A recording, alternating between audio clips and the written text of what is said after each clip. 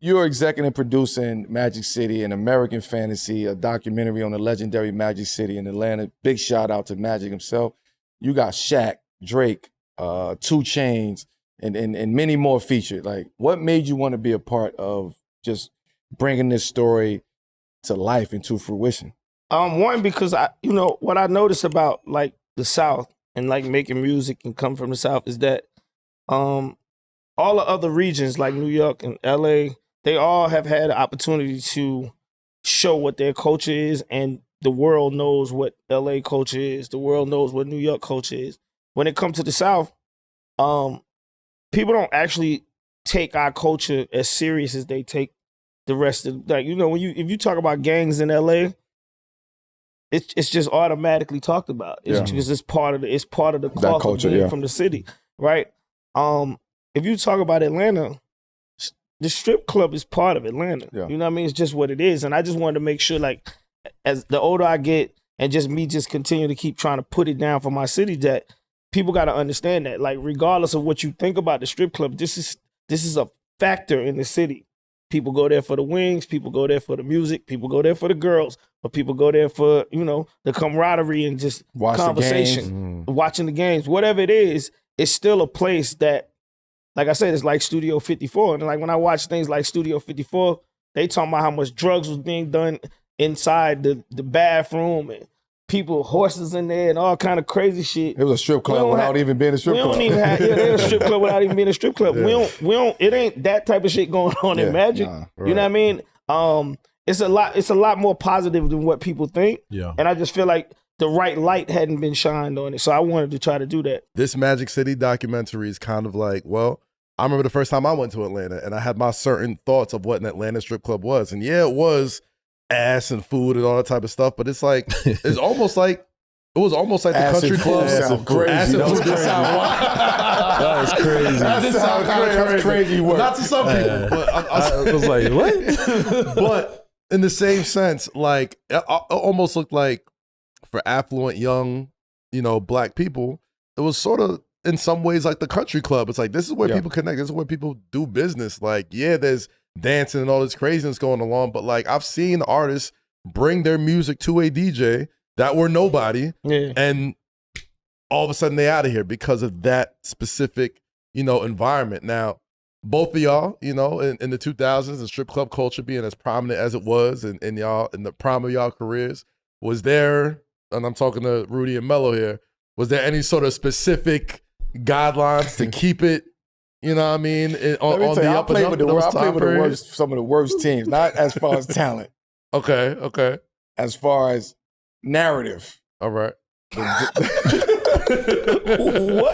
Said the last thing I needed. As far as narrative, like I done played with the Kenya Martins and the AIs and even vets that was names that I don't even want to name that's out there. Just like they showed you the ropes. They showed you what to do and what not to do. Yeah. They showed you, hey, we gonna go and we gonna have a team outing tonight because I think we need it before we go on this road trip. Yeah. We hit Atlanta first. We gonna go watch the game. We gonna go eat. We gonna have a good time at Magic City. Boom. And then there's other times it's like, yo, we gonna go to Magic City early. Soon as we get in, 5, 6, 7 o'clock. Soon as we land in that city, in Atlanta, we going to Magic City. But look, we ain't fucking around tonight because we gotta get out of here. We gotta go play tomorrow. So it was a different balance. It depends on who you had around you. Right. So when I say the narrative around our teams, we was the Denver Thuggets. Like we was the Thuggets. Like when we came to Atlanta, it was flyers, it was hotels, it was limos, it was we coming to show up. Mm-hmm. And a lot of times we would just go and just have a good time. And sometimes we go in there for a couple hours, just get the fuck out of there. Mm-hmm. Sometimes we see rappers coming in there, we like, yo, we out of here, champ. Like, our hours is this, let them come in here do their thing. Mm-hmm. Yeah. Mm-hmm. You know what I mean? But then that's how you kind of formulated that bond with rappers, actors, business people, business partners. They in there early. You like, what the fuck this white nigga doing here? Like, he in there, he cutting deals and shit. I'm like, nah, hey, but the Magic City ain't that. Yeah. I got to get the Magic. Yo, we going to do our meeting at Magic City as soon as we get in. Well, speaking of that, Shaq on the documentary got his $120 million deal while he was in Magic. Yeah. His agent called him on the phone while he was in Magic and told him that the deal was closed. And he was like, I'm in Magic City right now. Yeah. Like, you know what I mean? That's a crazy. I mean, if you get that much money at that particular point in time while you getting some dances, you could just run it up right then and to a there. special night. You know what I mean? Everybody dancing. Everybody dancing. Turn the lights on. And let me tell you something. And most strippers would tell you, athletes is cheap. Yeah. You get what I'm saying? Yeah. Athletes ain't spending no bread in the strip club. They do it quietly. They ain't spending no bread in the strip club. They would tell you that right away, man. Leave them athlete niggas alone. They ain't trying to put on no show either. Nah. It's quiet. It's quiet because at the time, it was like forbidden to be in those places as an athlete. It was forbidden. My first time there was my rookie year. I remember we talked about it. Chucky Atkins. Yeah. I mean, we had practice. We got there late the night before. We went to practice, and I'm thinking like, it's over. We're not doing anything. Practice at like 11.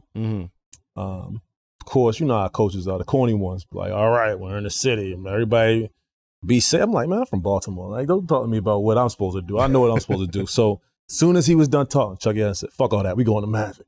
Oh. It be the vets who ruined you, though, Chen. It might be. It be the vets who ruined you, bro, we was in there from 4 p.m. Yeah. Day shift. Day shift. Man, we went with the sun out. Well, you could say brunch, you caught the omelet in Magic City. Brunch, lunch, and dinner. There was nowhere else to go.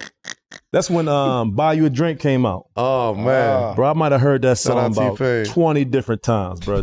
20 different, like 5 different strippers dancing to it, man. Chucky in there, play that again. See, that's that Memphis. Y'all using Memphis at this time. Yeah, you talked about Nuggets. You was in Memphis. Now I was in Memphis now. Yeah. We was in Denver. We was in Denver. So when we came on the road, we were so happy to get the fuck out of Denver. Yeah. And even in Memphis. Yeah. Well, New York. Shout out to Memphis, man. I love Memphis. All that, you know what I mean? Yeah, Monday nights. It's not New Pure York. Passion, like all of that. Yes. So that road trip for us was Atlanta, Charlotte, Miami, Orlando. Y'all turned up in Memphis too, man. Memphis. You know about Memphis, what's the process of y'all getting out? Don't y'all supposed to have a curfew? No. Football got curfews. We don't got curfews. Y'all ain't got a curfew. Okay. The thing about the misconception about NBA player is that you're locked down.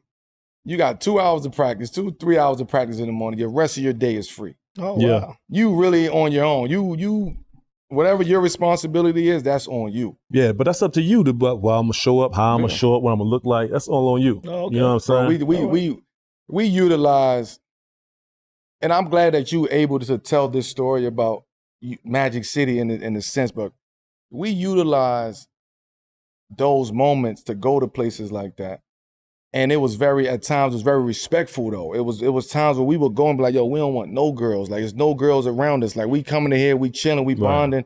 We gotta get our mind right. We're gonna come and eat. We're gonna have a good team outing. No girls. Leave it alone. You might lose 2 or 3 games in a row. All right, but you need going to Magic. We all gonna get together. No girls. We just gonna laugh, chill, have a drink, eat, whatever. Everybody thinks that you are going there to get lap dances. You going there for the bullshit. No, you're not going there for the bullshit. You really going there to clear your mind. Yeah. You going there to just relax and clear your mind. You might have a drink, might have some food. Most strip clubs got the best food. Especially the wings. So you prefer to go there you get everything in one. Yeah, you get music, you get food, you get good vibes. I'm gonna tell you what. Right. You get to watch the games. There's nothing better than one of them Europeans going into somewhere like Magic. Never seen nothing like it. Yo, it blow their mind. They spend their whole check. Like, bro, you gotta chill. They can barely speak English. They in there. They ain't seen half of it. A lot of them got wives. So to that point, we obviously Atlanta is a staple of strip club cities, but not speaking of the girls, but you talk about the culture, getting the mind right, clear. You know, Houston's great strip club city, Miami, you know what I mean? Vegas, Texas, all that type of stuff. Tell me some of the best Memphis and worst strip club cities. Memphis had it on lock Memphis had it on lock. Okay. Memphis had it on lock. Rudy, I feel like you would know best. I mean, Monday night. What is it? Monday night and Pure Passion. That's it. Pure Passion. Pure Passion. Pure Passion. I've never been there. You know, Pure never Passion. been? I never been there. You've been to Memphis a bunch of I've been times. to Memphis. Though. I've You never been to Pure Passion? Passion. I don't think. So I've where been have to- you been in Memphis? Then? I went to a strip club in Memphis, but it don't sound like Pure Passion. He went to what was the shit? New York. I know what What was the you're shit out there? The New Yorker. No. That was Pure Passion. It was I don't know, but it was one by the airport. Yeah, I used to hit you up. You like, oh, come on, Rudy. So I had to play against you the next day. I ain't about to be I'll send you somewhere, but I'm not. I was about to say ain't no gamesmanship, but it's like I'm playing against it tomorrow. We hung out, bro. Come on, Nah, we man. done hung So out. you good? It fucked me up when I went to Memphis one time in the strip club, and they had the boxing. Okay. Oh yeah. That's the lady first time I ever boxing? seen I that. actually sent No, like, you there. women, You asked me where the girls was sent you. boxing. Okay. Is I'm it like like, was it like nah. the I'm just like, regular? So in all the time. Atlanta, they call it knock a bitch out. It's called knock a bitch out night. So you used to have this at Nicky's, the little Nicky's, and it used to be Stewart Avenue. That's what I'm saying. Where Tupac was shooting at, there was that Nicky's. They had knock a bitch out. And everybody used to go there and watch these girls box. And in the strip club. And the these are strippers were strippers still that are stripping. Yeah, boxing. they were still stripping. Yeah. That's culture, man.